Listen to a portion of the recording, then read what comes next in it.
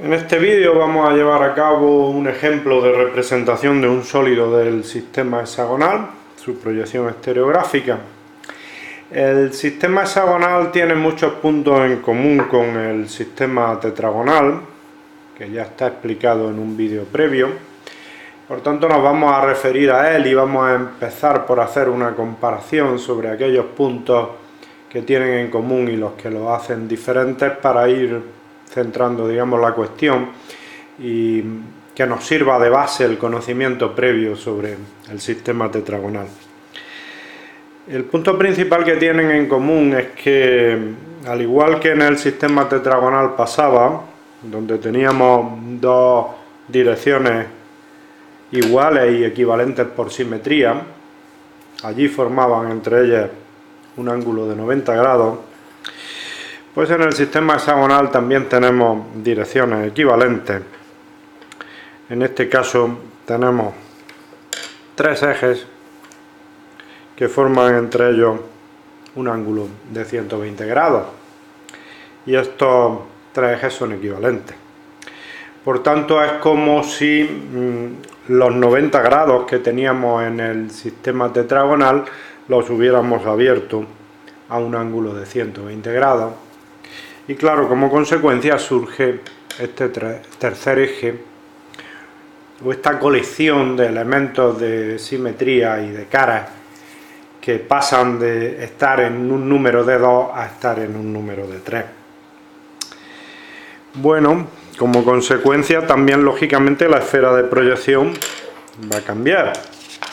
Recordamos la que teníamos en el sistema tetragonal, en donde los ejes de adelante a atrás y de izquierda a derecha, los que en ese momento denominábamos ejes X e Y, formaban entre ellos 90 grados y aparecía una colección de elementos de simetría coincidiendo con esos ejes, pero aparecía también una segunda colección de elementos de simetría a 45 grados.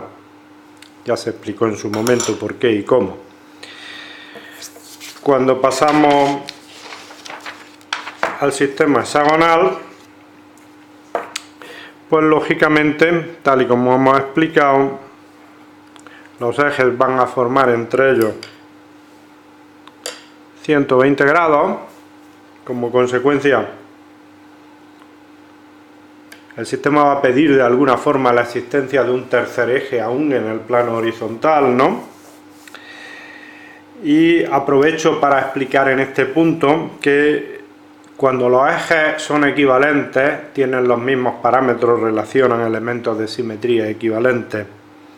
Lo correcto, en lugar de denominarle X e Y, como hemos estado haciendo hasta ahora, por ejemplo, en el sistema tetragonal, para no introducir demasiados conceptos nuevos, a partir de ahora los vamos a pasar a denominar de la forma correcta.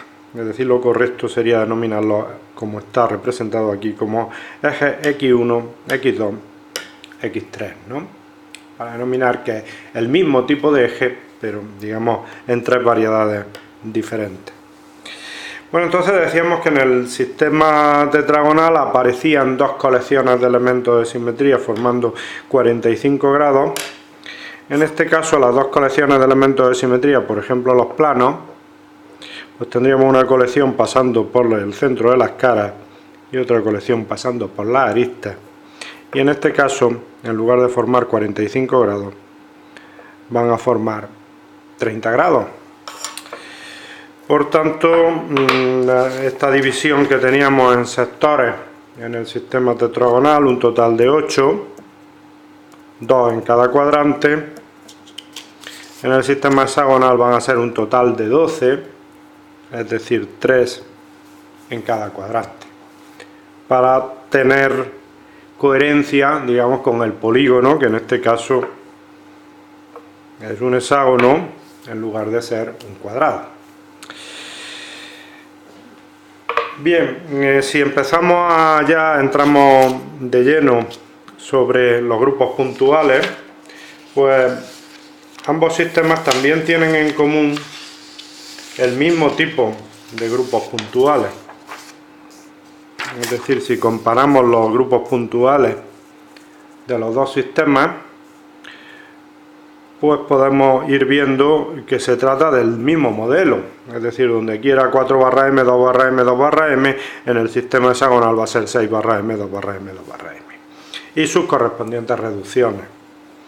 Por tanto, también la distribución de los elementos de simetría es similar, el tipo de esferas de proyección que vamos teniendo es similar, salvando la novedad esta de que tenemos 12 sectores en lugar de tener 8, e incluso el tipo de formas que van a aparecer. Es decir, por ejemplo, donde en el sistema tetragonal nos aparecía una pirámide ditetragonal, en el sistema hexagonal nos va a aparecer una pirámide dihexagonal. Bueno, con esta información previa estamos en condiciones de intentar localizar cuál es el grupo puntual que tenemos para el sólido que vamos a representar en este caso. Y bueno, pues si nos fijamos, este sólido sí que tiene la colección de planos laterales, es decir, tiene planos por el centro de las caras, tiene planos también por las aristas, por tanto tiene las dos colecciones de planos laterales. Tiene, por supuesto, el eje escenario, que va a repetir la misma forma en giros de 60 grados, es decir, 6 veces. Y por tanto estaríamos en un grupo puntual de este tipo, ¿no? El 6mm. ¿Qué es lo que nos faltaría respecto al holoédrico? Al 6 barra M, 2 barra M, 2 barra M. Pues todos los elementos de simetría que relacionan la parte de arriba, que en este caso es una punta, el vértice, con la parte de abajo que es una cara. Por tanto, no existe un plano horizontal que me relacione la parte de arriba del sólido con la correspondiente parte de abajo.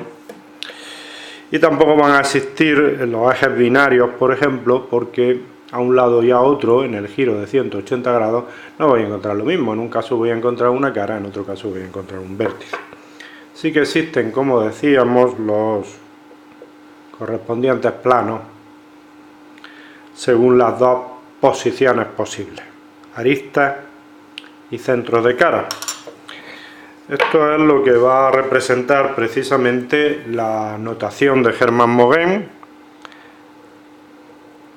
6mm, en donde el 6 va a implicar el eje escenario, la M, uno de los conjuntos de planos, los que pasan justamente por las caras, por ejemplo, la otra M, el otro conjunto de planos, el que pasa por las aristas. Bien, podemos utilizar, por ejemplo,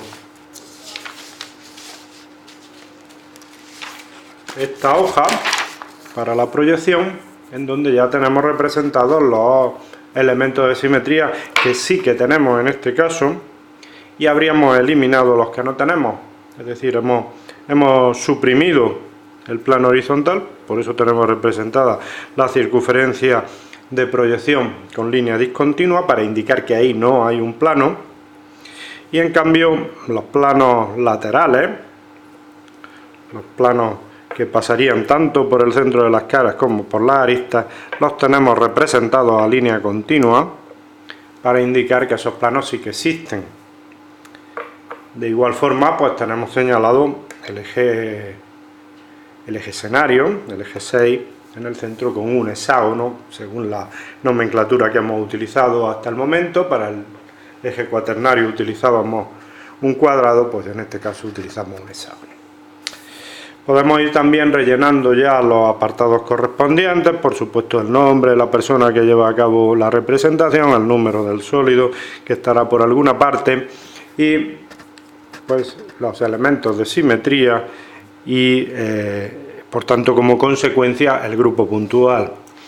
Los elementos de simetría pues hemos dicho que serían un eje escenario y escribiríamos 3 más 3 planos en lugar de 6 directamente, para indicar de esta forma que lo que tenemos en realidad es dos colecciones de planos, como decíamos antes, la colección que pasa por las aristas, la colección que pasa por el centro de las caras. Y como consecuencia el grupo puntual, la notación de Hermann Moggen del grupo puntual se va a llamar 6M, correspondiente a la primera colección de planos, M, correspondiente a la segunda colección de planos. Y ahí pues ya estamos en condiciones de empezar a localizar las caras en la esfera de proyección y por tanto pasar a hacer la correspondiente proyección estereográfica e intentar identificar las formas que constituyen el sólido. Eso es lo que llevaremos a cabo en la segunda parte, en el vídeo correspondiente a la segunda parte.